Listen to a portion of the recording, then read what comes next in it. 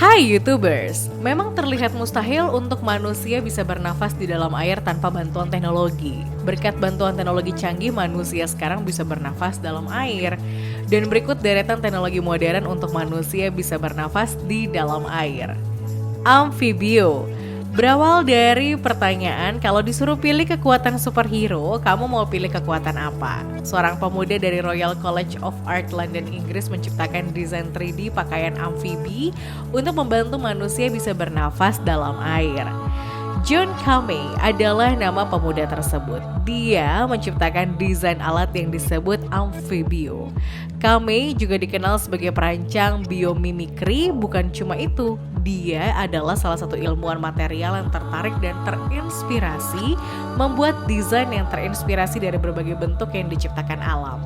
Tujuannya tidak lain agar manusia mampu hidup sangat dekat dengan air. Apalagi diperkirakan tahun 2100-an suhu bumi akan meningkat sebesar 3,2 derajat Celcius, yang berarti akan membuat naiknya tinggi permukaan laut. Bisa jadi peningkatan tinggi permukaan air itu jadi ancaman untuk para warga yang tinggal di pesisir. Dan peristiwa ini berpotensi memberi dampak pada 2 miliar orang atau 26% populasi manusia di bumi. Desain yang kami ciptakan menggunakan hidrofobik berpori yang dirancang khusus agar dapat mengisi ulang oksigen dalam air dan melepaskan karbon dioksida. Idenya terinspirasi dari serangga-serangga air yang bisa membuat aqualung itu semacam tabung oksigen alami saat serangga-serangga ini menyelam. Serangga ini menciptakan gelembung pelindung udara di sekitar tubuh mereka dan memanfaatkan kulitnya untuk membuang air.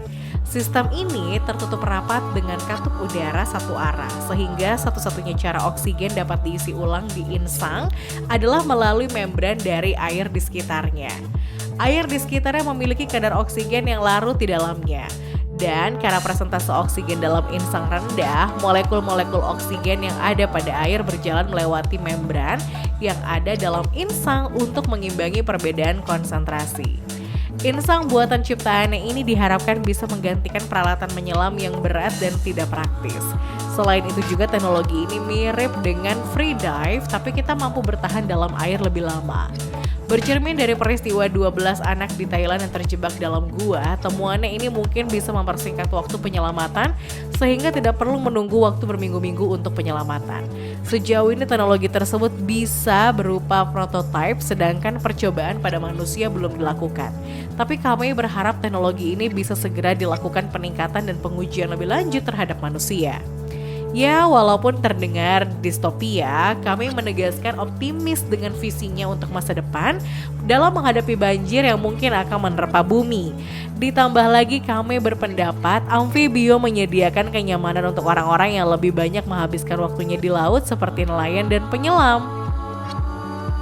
Triton. Tentunya akan jadi satu hal yang mustahil kalau manusia berlama-lama dalam air tanpa oksigen atau juga tangki oksigen untuk membantunya bernafas. Tapi ada satu konsep gadget yang bisa membuat manusia menjadi seperti di mana manusia mampu berlama-lama dalam air tanpa bantuan alat selam seperti halnya tabung oksigen yang berat.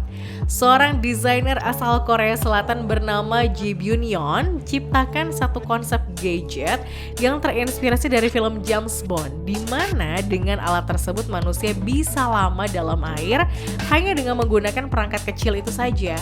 Konsep gadget yang berbentuk seperti masker ini dinamakan Triton. Alat ini mampu mengekstrak oksigen dalam air sehingga bisa digunakan oleh penggunanya untuk bernafas tanpa harus tergantung dengan tabung oksigen atau juga harus ke permukaan untuk mengambil nafas dan kembali ke dalam air lagi. Cara kerjanya, penyelam hanya perlu menggigit ujung Triton dengan mulut dan oksigen yang telah diekstrak bisa digunakan layaknya saat kita sedang berada di darat. Ada sebuah alat khusus dalam Triton yang bisa langsung memisahkan antara air dan oksigen. Dalam konsepnya itu, Yeon juga menjelaskan kalau gadget tersebut menggunakan baterai mikro yang berukuran 30 kali lebih kecil dibandingkan baterai biasa. Selain kecil, baterainya juga bisa diisi ulang dengan kecepatan pengisian 1000 kali lebih cepat dari baterai biasa. Menjadi satu hal yang sangat membantu sekali jika di kemudian hari Triton ini benar-benar bisa diwujudkan.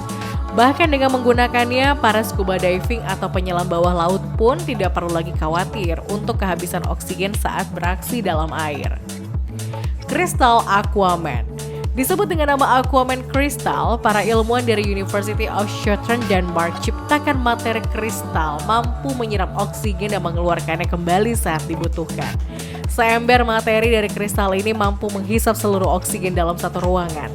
Kristal ini mampu menyimpan oksigen dengan konsentrasi yang lebih tinggi dari tangki oksigen biasa, sehingga membuatnya lebih efektif dan efisien untuk dibawa-bawa. Salah satu peneliti yang menciptakan kristal ini adalah Profesor Christine McKenzie. Dia mengatakan kristal yang berbahan dasar kobalt ini nantinya bisa berguna untuk pasien yang diharuskan selalu membawa tangki oksigen dan juga berguna untuk para penyelam.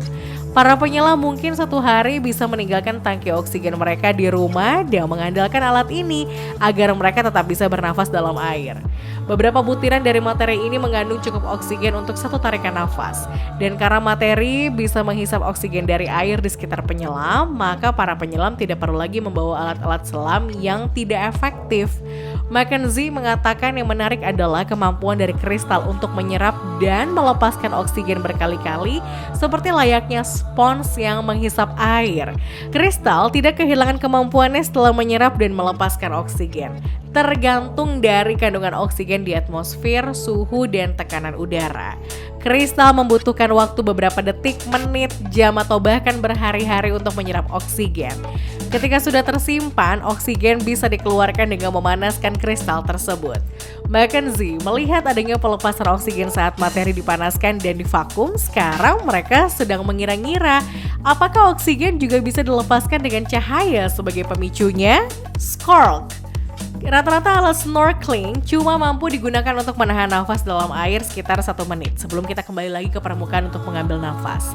Tapi dengan alat bantu satu ini, penyelam mampu mengeksplorasi lebih lama lagi di keindahan bawah laut.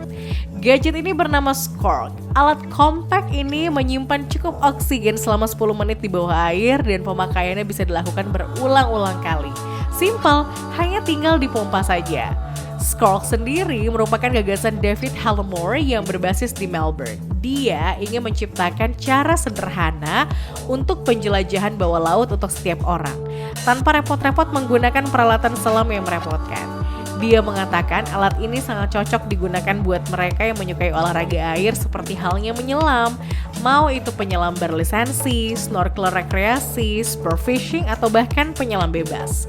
Snorkel merubah dunia petualangan bawah air dengan bentuknya yang kompak dan harganya yang terjangkau dibandingkan dengan kerumitan peralatan selam tradisional. Secara peralatan selam tradisional membutuhkan banyak latihan dan ribetnya izin penggunaan. Selain menggunakan pompa tangan, snorkel juga bisa diisi melalui tangki selam dan pengguna juga memakainya di mulut ketika berada di bawah air. Snorkel juga dilengkapi dengan pengukuran tekanan air yang memberitahukan pengguna berapa banyak oksigen yang tersimpan dalam alat tersebut.